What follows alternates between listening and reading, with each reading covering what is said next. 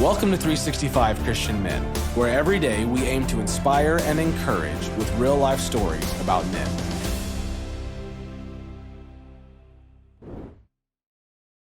September 15th, Derwin Gray.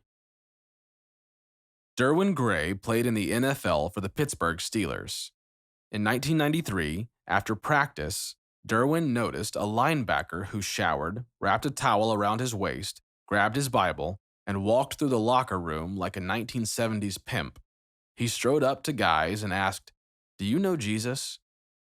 They called him the Naked Preacher, and it took 5 years since that first nudge for Derwin to see the truth. Now, he declares, "I am a follower of Jesus, whose sole purpose of existence is to love God with all that is within me, love myself in light of how God loves me, and love my fellow human beings compassionately." Nowadays, he is the lead pastor of a multiethnic, multigenerational, mission-shaped church in South Carolina. On this date, in 2015, Derwin Gray published his book, The High Definition Leader. The void of the absent father is filled by the man who steps up. From his first middle school touchdown to his first day on the AstroTurf as defensive back for the Colts, Derwin Gray never saw his dad in the stands or anywhere in his life, but God sent coaches. "I don't want to imagine life without the coaches I had growing up," Gray said. His high school defensive back coach, Mike Sullivan, was most influential in Gray's life. Coach Sullivan pushed Gray to limits he had not known he could reach. This was no easy job. Coach Sullivan worked to develop Gray's character and demanded his best, regardless of the strain it put on their relationship. When Coach Sullivan named Gray team captain, it went to his head a bit, and Gray decided he could skip a practice. So, the next day, when he showed up for a practice, he discovered he had lost his starting position and his chance to play the next several games.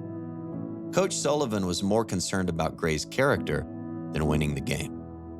Coach and Gray sat and had the talk. As tears welled up in Coach Sullivan's eyes, he reminded Gray of the greatness Coach had seen in him. Speaking like a father, Coach explained that for Gray to reach his potential as a young man, he had to demand the best of himself every day. The best of himself as a football player and the best of himself as a man of true character. After that hard conversation, something in Gray shifted. He had a new sense of excitement, and not just for football, but for life.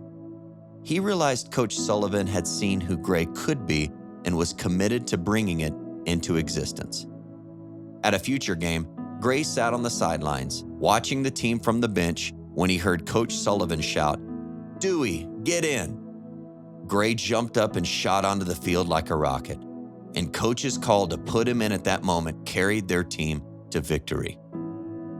Gray had learned that team leaders must lead by example and not from an attitude of privilege. That high school team and every team Gray played on afterward counted on him to be an example of commitment, excellence, and character. Gray said, "Coach Sullivan was like a father to me. He saw the greatness that was buried deep down within me, and he called it out of me by challenging me to step up and be a man."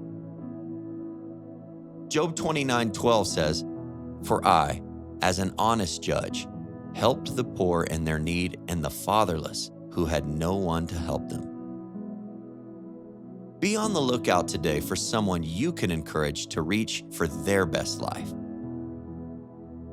The void of the absent father is filled by the man who steps up.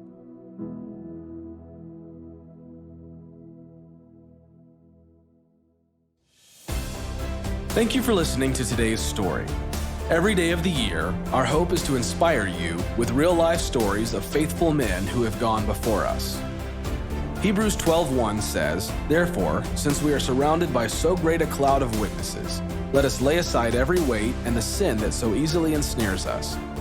Let us run with endurance the race that is set before us." Join us tomorrow for another story at 365christianmen.com.